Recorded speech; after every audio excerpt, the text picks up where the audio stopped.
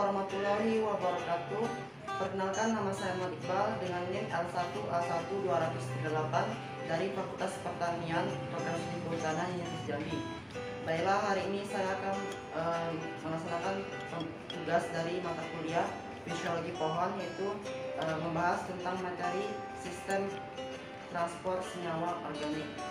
Mata kuliah ini diampu oleh Pak Richard. Baiklah, kita mulai pembelajarannya. Di dalam sistem transport senyawa organik itu terdapat pengikutan tanaman. Kalian bisa lihat gambar ini. Pada gambar tersebut terdapat adanya seperti xilem, phloem, pitch, cortex, dan juga epidermis. Jaringan xilem dan phloem itu secara bersamaan dengan sel-sel parenkim itu akan membentuk jaringan vaskular. Pada gambar berikutnya, kalian bisa lihat bagian pohon ini. Pohon ini dia sangat membutuhkan seperti CO2 atau karbon dioksida, terus cahaya, terus H2O atau air, atau O2 atau oksigen. Dimana jika semua zat tersebut digabungkan, dia akan membentuk gula. Pada gambar anatomi pohon ini. Terus kalian bisa lihat pada bagian akarnya itu ada mineral-mineral. Mineral-mineral tersebut dibagi atas dua macam, yaitu makronutrisi dan juga mikronutrisi. Ini contoh dari makronutrisi dan juga mikronutrisi yang dibutuhkan oleh tumbuhan. Yang pertama adalah makronutrisi. Itu contohnya seperti bisa C, H, Ca, Mg, N, P, ataupun S. Yang kedua adalah mikronutrisi. Itu seperti B, Cl, Cu, Mn, No, Ni, dan Zn. Berikutnya, pada pengangkutan tanaman itu terbagi atas dua. Yang pertama adalah transportasi xilem, yang kedua adalah transportasi phloem. Xilem atau xilon atau wood atau juga disebut dengan kayu itu terdiri atas tabung berlignin yang mentranslokasikan air dan juga mineral nutrisi yang terlarut dari akar melalui aliran transportasi ke daun. Yang kedua adalah transportasi phloem. Apa sih yang dijelaskan dalam transportasi ini? Ekspor fotoasimilat dari daun ke bagian lain tanaman atau dari tempat dibentuk sel-sel mesofil daun ke tempat konsumsi atau cadangan seperti sel, umbi, atau area pertumbuhan. Jaringan xilem dan phloem tersebut dia akan bersamaan dengan sel-sel parenkim membentuk jaringan vaskular atau berkas pembuluh. Jaringan phloem itu dia berlangsung melalui sel-sel hidup. Yang kedua adalah dia untuk transport senyawa organik. Yang ketiga adalah pergerakannya dua arah. Yang keempat adalah laju alirannya tergolong lambat atau maksimumnya 1 meter per jam. Yang kedua adalah jaringan xilem. Jaringan xilem itu yang pertama adalah dia berlangsung melalui sel-sel yang mati. Yang kedua adalah dia itu untuk transport air dan zat hara atau anorganik. Yang ketiga adalah pergerakannya searah. Yang keempat adalah alirannya itu tergolong cepat atau maksimumnya itu 15 meter per jam. Berikutnya kita masuk transportasi phloem. Yang akan saya bahas adalah senyawa apa saja organik yang diangkut dalam phloem. Yang pertama adalah karbohidrat atau gula reduksi. Itu seperti sukrosa, rafinosa dengan 10 sampai 25%. Yang kedua adalah yaitu yang mengandung nitrogen seperti asam amida. Terus yang ketiga zat pengatur tumbuh. Yang keempat ada nukleotida. Yang kelima adalah nutria anorganik. Yang terakhir adalah pestisida sistemik.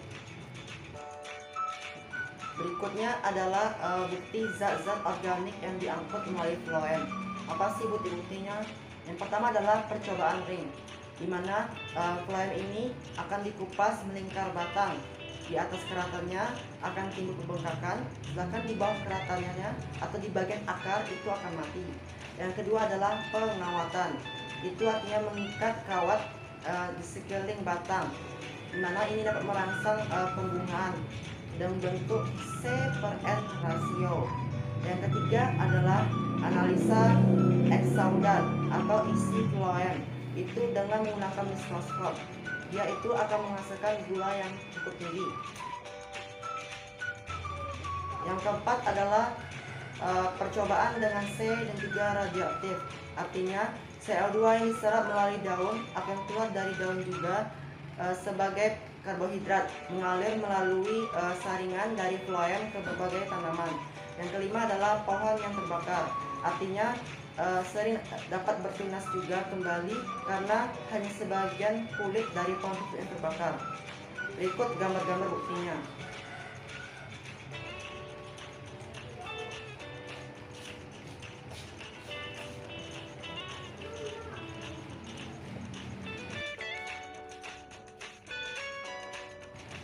Berikutnya kita masuk kepada anatomi phloem. Dibagi atas 5 macam. Pertama adalah unsur tapis atau pembuluh tapis. Yang kedua adalah sel pelengkap. Yang ketiga adalah sel-sel serat. Yang keempat adalah sel parenkima. Yang kelima adalah jari-jari phloem. Yang pertama adalah unsur tapis atau pembuluh tapis. Di dalam unsur tapis ini, sel-sel hidup yang kehilangan nukleus, ribosom, aparatus atau badan Golgi, dan juga vakuola, serta hanya mengandung sedikit mitokondria, plastida, dan juga beberapa retikulum endoplasma. Elemen saringan berlubang dan dihubungkan satu dengan lainnya oleh benang-benang protoplasma. Itu merupakan jaringan yang terpenting dari phloem dan hidupnya tidak lama. Yang kedua adalah sel pelengkap. Di dalam sel pelengkap, banyak sekali lubang-lubang di dinding yang berhubungan dengan sel-sel slave elements oleh plasma desmanta. Yang ketiga adalah sel-sel serat. Ini berfungsi sebagai penguat jaringan, terdiri dari sel-sel tebal, panjang, kuat, dan tidak dapat dilalui oleh zat organik. Yang keempat adalah sel parenkima, yaitu sel lunak, terdapat di korteks, bentuknya panjang, sejajar sumbu tanaman dari berbagai tempat cadangan makanan. Yang kelima adalah jari-jari phloem. Walaupun ini tidak terlalu penting, tapi sel-sel inilah yang turut membantu dalam pengangkutan. Berikut ini merupakan gambar dari anatomi phloem. Ini merupakan gambar dari penampang memanjang dan melintang dari pembuluh saringan dan sel pelengkap. Kalian bisa lihat ini terdapat adanya pembuluh saringan, terus ada juga sel pelengkap, sel serat, dan juga adanya phloem sel parenkima. Berikutnya ini merupakan juga gambar dari anatomi phloem. Ini gambar dari penampang melintang dari dahan dikotilnya. Kalian bisa lihat ini dari luar itu terdapat seperti kutikula, terus ada juga epidermis, ada juga korteks, terus ada juga sklerenkima, phloem, kambium, xilem, ampulor, yang merupakan dari kulit kayu, yaitu dari kutikula sampai bagian phloem. Itu kutikula, epidermis, korteks, sklerenkima, dan phloem. Itu merupakan bagian kulit kayunya. Berikutnya kita masuk ke dalam mekanisme pengangkutan. Di dalam mekanisme pengangkutan ini ada beberapa hal yang harus dipertimbangkan. Yang pertama adalah gerakan terjadi di dalam sel hidup. Tidak demikian dengan halnya dengan gerakan air. Yang kedua adalah gerakan dapat terjadi ke atas ataupun ke bawah, atau akropetal dan juga basepetal. Yang ketiga adalah bahan yang diangkut itu relatif besar. Yang keempat adalah pengangkutan terjadi dalam waktu yang cukup singkat. Yang kelima adalah pengangkutan lebih cepat pada siang hari, lambat pada malam hari.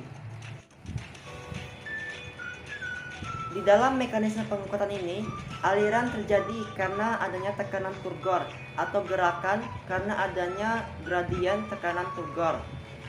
Mekanisme pengangkutannya berbunyi seperti gula terbentuk di daun, tekanan osmotik tinggi sehingga air mengalir dan tekanan Turgornya meningkat dan menekan larutan gula ke sel berikutnya. Berikut ini merupakan gambar dari mekanisme pengangkutan. Kalian bisa lihat itu ada juga osmosis, terus ada juga water molecule, ada semi permeable membran, terus ada juga sugar molecule, ada juga water molecule motion. Terus bagaimana floem mentransportasikan cairan floem? Kalian bisa lihat pada gambar ini, makanan gula kemudian ditranslokasikan dari source ke sinks berdasarkan teori pressure flow, yaitu satu, pada shore atau sumber gula secara aktif ditransportasikan ke floem. Gambarnya seperti ini. Yang kedua adalah air mengikuti melalui osmosis dari sel-sel source dan xilem. Hal ini menghasilkan tekanan yang cukup tinggi. Yang ketiga adalah pada sink, gula-gula berdifusi keluar floem dan diikuti oleh air melalui osmosis. Hal ini mengakibatkan rendahnya tekanan. Kalian bisa gambar ini. Berikut ini merupakan gambar dari bagaimana floem mentransportasikan cairan floem. Secara detailnya seperti gambar ini. Ini berdasarkan teori dari pressure flow. Berikutnya adalah mekanisme aliran tekanan.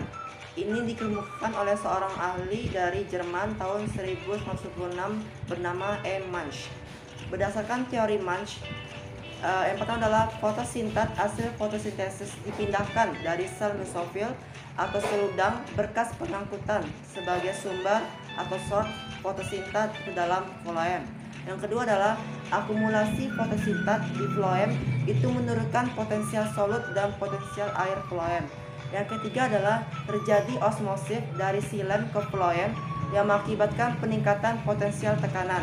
Yang keempat adalah tekanan di dalam floem itu mengakibatkan aliran air dan fotosintat ke bagian floem lubuk yang mempunyai potensial tekanan lebih rendah.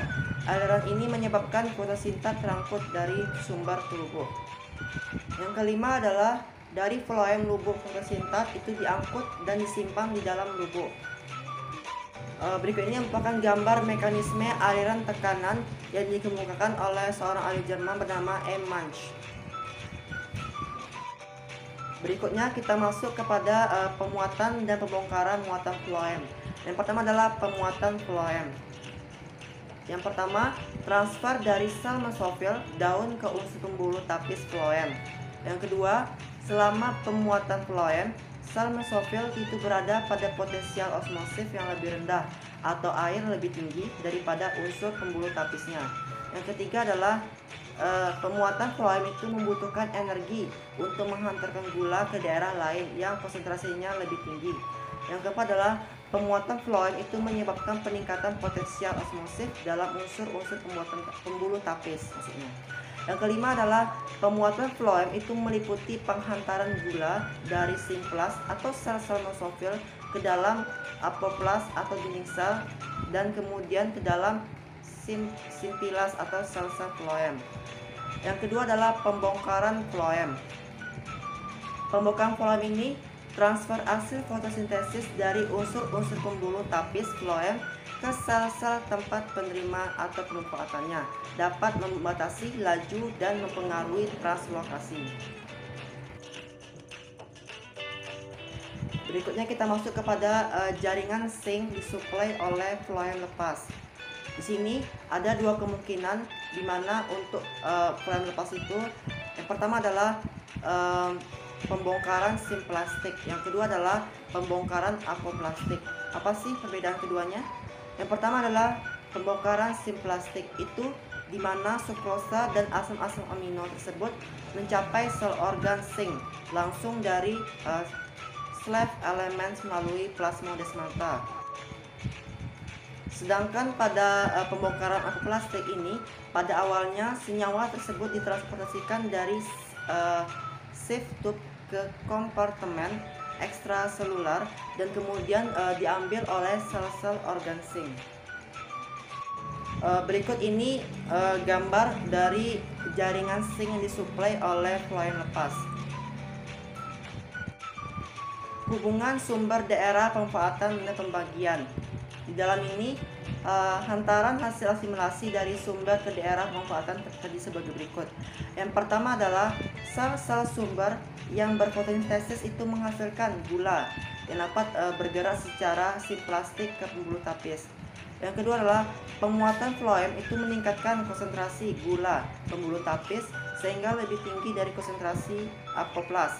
Yang ketiga adalah pada daerah yang pemanfaatannya karbohidratnya diabsorpsinya dan dibagikan secara aktif menjadi bagian penyusun sel atau diubah menjadi karbohidrat lain yang memiliki pengaruh terhadap tekanan hidrostasis floem.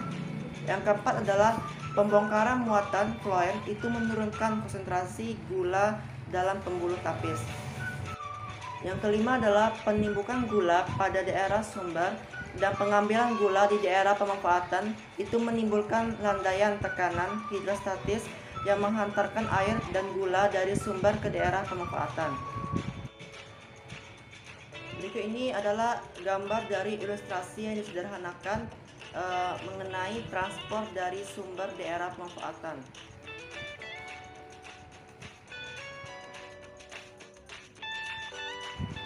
Pembagian asimilasi itu dibagi dua, ada sepanjang fase vegetatif dan juga sepanjang fase generatif. Bedanya apa? Sepanjang fase vegetatif itu pertama adalah pada jaringan sumbernya sebagian hasil asimilasi tetap digunakan unit pemeliharaan sel. Yang kedua adalah sisanya diekspor atau ditranslokasikan ke daerah pemanfaatan vegetatif atau fungsi pertumbuhan, pemeliharaan, cadangan makanan. Yang ketiga adalah daerah pemanfaatannya vegetatifnya seperti akar, daun, dan batang. Sedangkan sepanjang fase generatif itu bedanya, yaitu yang pertama adalah setelah pembungaan, daerah pemanfaatan reproduktif sangat kuat, membatasi pembagian hasil ke pertumbuhan vegetatif. Yang kedua adalah pada pertumbuhan tertentu, pertumbuhan vegetatif terhenti jika pertumbuhan generatifnya dimulai atau di pembungaan. Yang ketiga adalah tumbuhan yang lain, pertumbuhan vegetatif seimbang dengan pertumbuhan generatif. Di dalam pembagian asimilasi ini diberikan ke daerah pemanfaatan yang terdekat dengan sumber, misalnya seperti daun sebelah atas mengekspor ke puncak batang, daun sebelah bawah ke akar, daun di bagian tengah keduanya. Karena hubungan pembuluh tapis floem itu hanya ada pada salah satu sisi batang, daun-daun pada salah satu sisanya lebih efisien mengekspor hasil asimilasinya ke daerah pemanfaatan di sisi yang sama. Kita masuk pada pembagian asimilasi selang pengisian biji. Di dalam ini hasil fotosintesis disimpan dalam biji itu berasal dari yang pertama adalah Fs daun saat sekarang, yang kedua adalah Fs bagian lain yang bukan daun saat sekarang, yang ketiga adalah rebobilisasi hasil asimilat yang disimpan dalam organ tanaman lain. Ketiga tersebut itu merupakan komposisi yang mana dominan dipengaruhi oleh spesies dan lingkungan. Contohnya seperti gandum itu merupakan penyumbang utama dari fotosintesis daun, bendera, batang, dan juga bongkol. Berikutnya adalah hubungan sumber dan lubuk, yaitu ada tiga, yaitu batasan sumber dan lubuk. Yang kedua adalah sumber atau source, yaitu bagian tanaman yang menghasilkan fotosintat. Yang ketiga adalah lubuk atau sink, yaitu bagian tanaman yang menggunakan fotosintat. Berikut ini merupakan gambar-gambarnya. Yang pertama adalah ini, kalian bisa lihat ini ada lubuknya, dimana daunnya itu kecil dari 50% max. Ada juga sumber dimana daunnya tuh besar dari 50% max. Ini gambar dari tanaman jagung, dimana sumbernya itu berasal dari daun batang hijau. Bisa lihat daun batang hijau seperti apa. Terus lubuk itu berasal dari bijinya. Yang ketiganya ada buah tomat sepertinya, itu sumbernya itu dari kulit buah hijau, berisi 15% total, dan juga lubuknya itu berasal dari buah.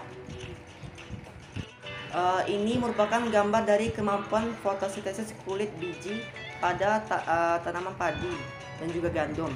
Padi itu kemampuannya itu 8-23%, dan gandum itu 10-45%.